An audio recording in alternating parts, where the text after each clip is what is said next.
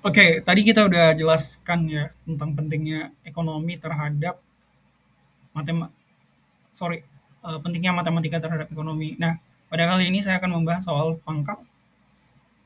Kita mulai aja ke slide-nya. Oke. Nah, definisi pangkat itu sendiri adalah indeks yang menunjukkan banyaknya perkalian bilangan yang sama secara beruntun. Contohnya seperti ini. Kalau misalkan X pangkat A, itu X kali, nah banyaknya X kali itu tergantung dari A. Jadi kalau misalnya kita misalkan X sama dengan 7 dan A sama dengan 5, banyaknya kali 7 itu tergantung dari pangkatnya. Kalau di sini 5 berarti 7 itu dikali sebanyak 5 kali. 7 kali 7 kali 7 sebanyak 5 kali. Oke. Terus ada beberapa kaidah di bidang pemangkatan. Yang pertama itu adalah kaidah bukan nol ya. Jadi bilangan yang bukan nol dipangkatkan nol itu hasilnya satu. Jadi misalnya 10 pangkat nol itu sama dengan satu, di sini 3 ya. 3 pangkat nol itu sama dengan satu.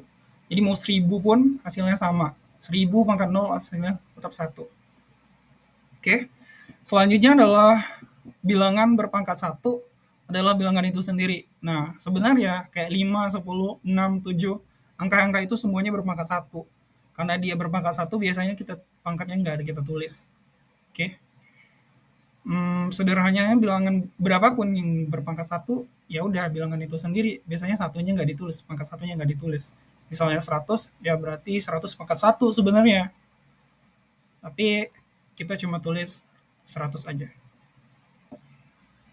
Yang kedua adalah nol berpangkat sebuah bilangan adalah nol. Jadi mau dipangkatin berapapun nol ya udah nol aja gitu. Nah, kalau nol pangkat 3 hasilnya nol. Apapun bilangan, apapun pangkatnya nol tetaplah nol. Jika nol pangkat 1000 tetap hasilnya nol juga. Bilangan berpangkat negatif adalah balikan pengali dari bilangan itu sendiri. Seper. Mudahnya gitu. Jadi X pangkat min A artinya seper X pangkat A. Jadi kalau misalnya 3 pangkat min 2 berarti 1 per 3 pangkat 2. Nah, pangkatnya jadi positif tuh. Tapi dia jadi seper, bukan 3 pangkat min 2 lagi, tapi seper 3 pangkat 2 gitu. Ya ini cuma hasilnya aja 1/3 pangkat 2. 3 pangkat 2 berapa ya? 9 ya. Berarti 1/9. Nah, ekuivalennya seperti ini. Jadi bentuknya itu 1/9. 1/9 itu bisa dijadikan 9 pangkat min 1. Balik lagi, ini harus diingat ya. Nanti akan berguna di kaidah-kaidah untuk diferensial ya. Sama integral juga sangat penting. Karena di diferensial dan integral sangat-sangat sekali memperhatikan pangkat. Oke. Selanjutnya kita bicara soal pangkat pecahan. Oke, kalau misalnya pangkatnya pecahan gimana sih? Kalau misalnya pangkatnya pecahannya A per B, misalnya X berpangkat A per B. Nah, A itu jadi pangkatnya, X pangkat A, B itu jadi akarnya. Jadi kalau misalnya 3, pangkat pecahan 2/5, jadi 3 pangkat 2, akar 5. Nanti bisa dihitung sendiri. Pokoknya konsepnya seperti ini.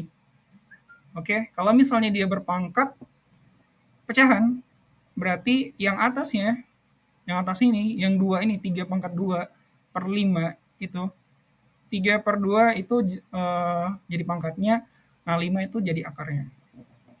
Nah, dalam kurung ya, kalau misalnya di dalam kurung dikali semua ya. Kalau misalnya yang selanjutnya ini adalah bilangan pecahan adalah hasil bagi suku-suku berpangkatnya. Sederhananya seperti ini, X dalam kurung, X per Y pangkat A, itu artinya X pangkat A dan Y juga sama-sama pangkat A. Gimana? X pangkat A per Y pangkat A. Contohnya gimana? Misalnya 3/5 pangkat 2. Nah, pangkat 2 itu milik semuanya. 3 pangkat 2 juga, 5 juga pangkat 2. Tapi mereka statusnya sama nih. Pernya masih. Misalnya dalam kurung 3/5 pangkat 2, artinya 3 pangkat 2 per 5 pangkat 2. Oke. Balik ini yang 2 yang terakhir. Oke, dalam bilangan berpangkat, bila dipangkatkan lagi, maka pangkatnya dikali. Nah, jadi kalau misalnya X pangkat A, dalam kurung ya, dan juga dia punya lagi pangkat B, jadi X pangkat A dikali pangkat B. Nah, jadi kalau misalnya 3 pangkat 2 dipangkatkan lagi 4, maka pangkatnya yang dikali ya. 2 dikali 4. Pangkat 2 dan pangkat 4 itu dikali. Jadi makanya dia jadi pangkat 8. Karena pangkatnya yang dikali, bukan di jumlah ya. Kalau di sini dikali. Oke.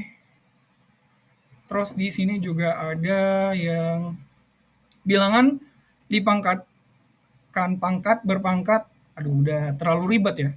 Nah, jadi contohnya gini, misal X pangkat A itu pangkat B sama dengan X pangkat C. Nah, C itu bentuk penyederhanaan. C itu sama dengan A pangkat B. Nah, sederhananya gini, kalau 3 dipangkatkan 2, terus 2 dipangkatkan 4, jadi berapa sih hasilnya? Nah, hasilnya itu kita mulai dengan pola 2 itu dipangkatin 4 dulu. Nah, 2 pangkat 4 itu berapa? Pangkat 16. Jadi, pangkatnya 3 ini itu 16. Nah, terus baru kita dapat berarti 3 pangkat 16 itu sama dengan berapa? Nah, kita kalikan 3 itu sebanyak 16 kali. 3 kali 3 kali 3 sampai 16 kali. Oke, overview lagi. Aturan pangkat tadi, balik lagi definisinya adalah pangkat adalah indeks perkalian. Banyaknya perkalian yang sama secara beruntun, oke?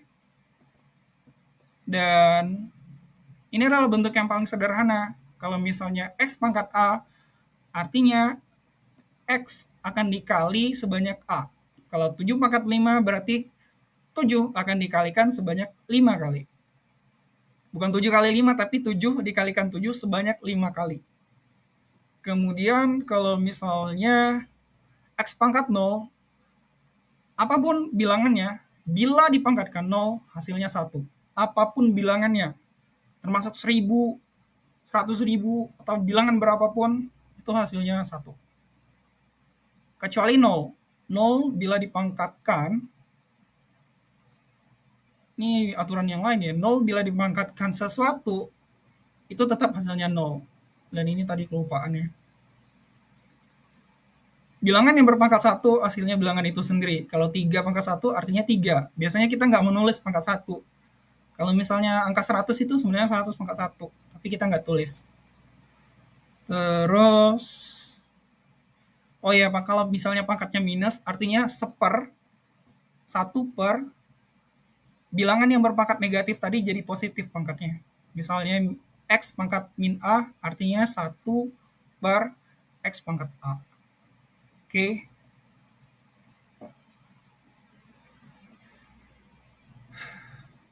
Sama ini kayak tadi, kalau misalnya pangkatnya pecahan, yang atasnya, yang misalnya X pangkat A per B, A itu jadi pangkatnya, B jadi akarnya. Oke. Misalnya X pangkat A per B sama dengan X pangkat A akar B. Oke. Contohnya di sini tadi. Sepertinya itu yang bisa saya sampaikan di sini. Tolong ini bisa dicatat, diingat baik-baik karena ini merupakan basis yang harus kita ketahui sebelum kita mau melakukan nanti yang lebih advance itu bisa di integral atau derivatif. Karena derivatif itu ada derivatif tingkat 1, ada derivatif 2, bahkan kalau nggak salah sampai derivatif 3 ya, yang nanti saya akan jelaskan. Jadi bagaimana kita mengetahui operasi diferensial kalau misalnya kita belum memahami soal pangkat, itu sangat-sangat sulit sekali untuk dipahami. Jadi ini adalah basis kenapa saya jelaskan sangat pelan-pelan, uh, karena jangan sampai kita kayak kalau misalnya terlalu cepat nanti susah untuk memahami karena ini sangat basic sekali. Kalau basicnya aja nggak bisa, untuk hal yang sangat kompleks itu sangat sulit sekali dipahami. Demikian yang bisa saya sajikan. Maaf untuk segala kekurangannya.